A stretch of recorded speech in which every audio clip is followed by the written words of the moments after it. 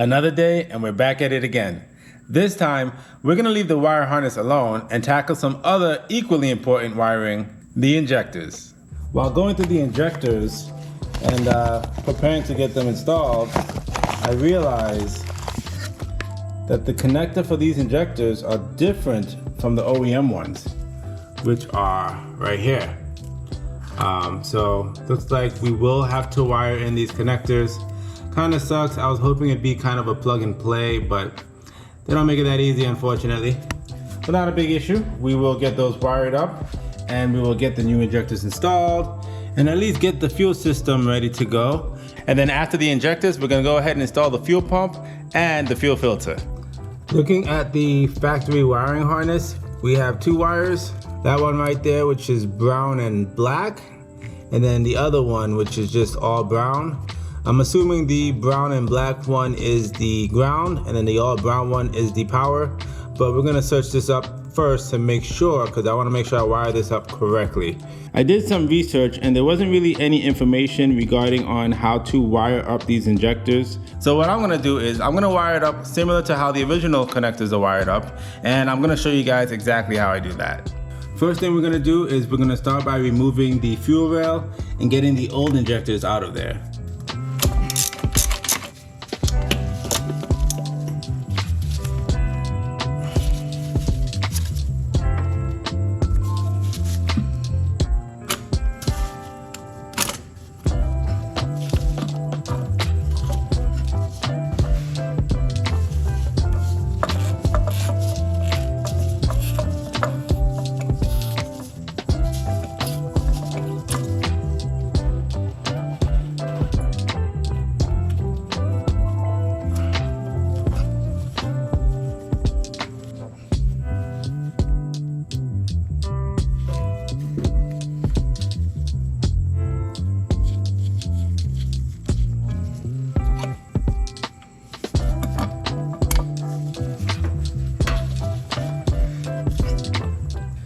New injectors are in, looking pretty nice and salmony.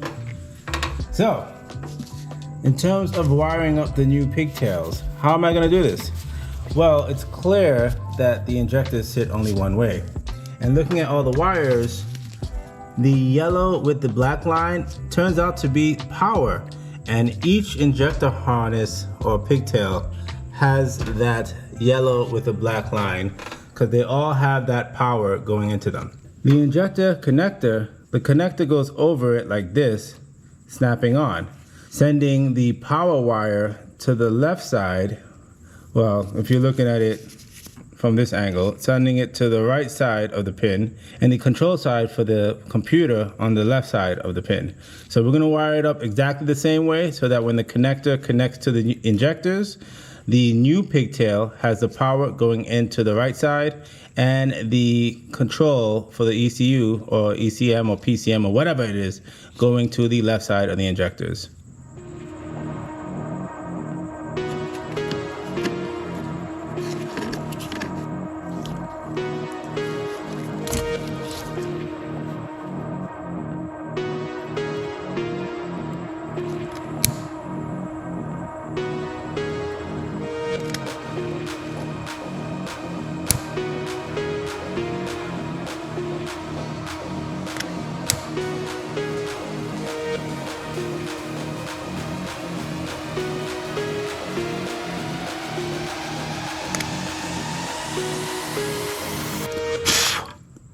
Make sure that don't happen.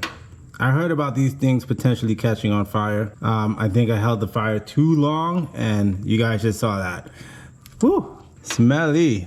But don't worry, we're gonna get this wrapped up with some electrical tape to make sure that it doesn't cause any other issues.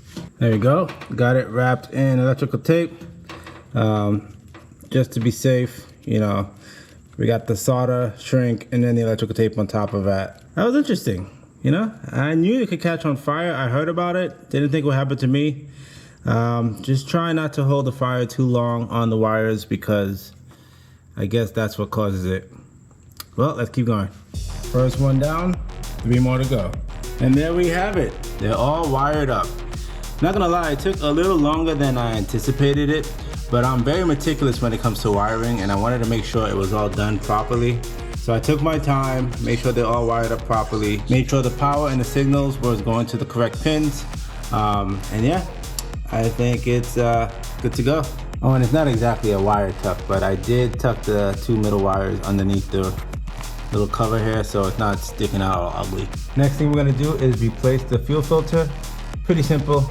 Take this out, unscrew the bottom here, and it should pop out. This is kind of like a bracket. Bracket seems like once we get this out and the bottom out, we should be able to get the filter out, but we'll figure that out once we get those removed. Just so you guys know, there is a screw that holds this bracket in that is situated on the back right there. Just remove that screw, bracket comes out, filter falls out, easy peasy. New filter and new washers, always make sure you replace them. I mean, they give it to you, so why wouldn't you use them, right?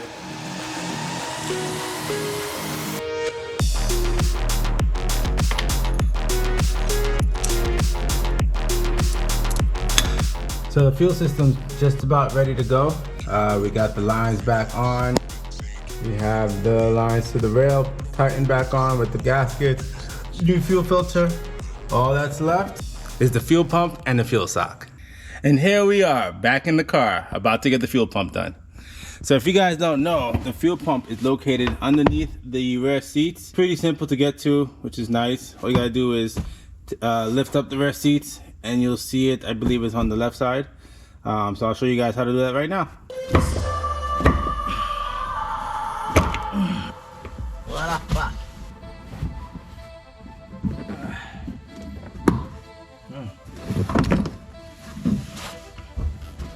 Holy crap. I know you guys just saw me struggling, but essentially to get the rear seats out, there's just some clips on the edges that you have to raise up. There's also one in the middle, because that middle was beating my ass.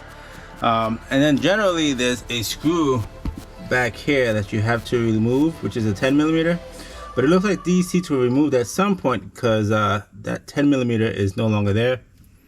And honestly, it doesn't freaking need to be there. So we're not gonna put one back.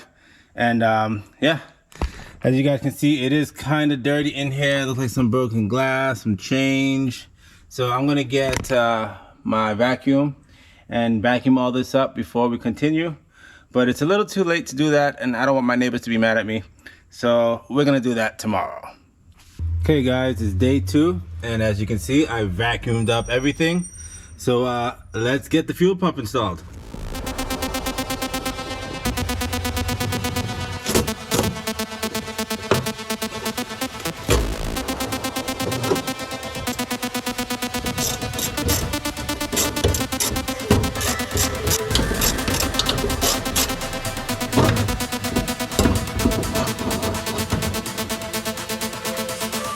That was easier than expected.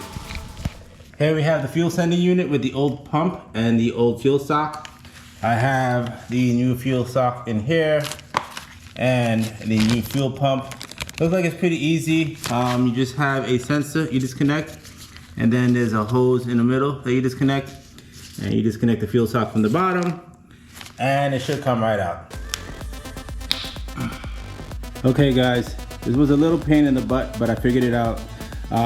Essentially, the new pump is longer than the old pump. So what you end up having to do is trim the hose, because the hose is too long and will cause the pump to not fit within this little bracket thing here. So we cut the hose just right enough to get both clamps over it, to get this pushed up far enough where it sits perfectly. And then when you are putting the new sock on, don't forget to put that clip back on, that little metal clip in there. It does keep the sock secure, so your sock doesn't float away from the fuel pump and just sit there doing nothing. It's all set up, and now let's get it back in the car.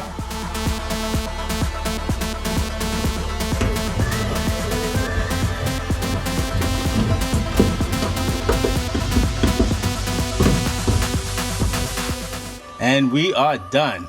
Everything's back in, and I think that wraps it up for the fuel system. You know what that means. It's time to get back to the wiring harness. On top of finishing up the wiring harness on the next episode, we're also going to make sure we have that pipe modified and the return line for the oil pan all mocked up so we can finally finish up the turbo and get this thing started. Thanks for watching, and I'll see you guys next time.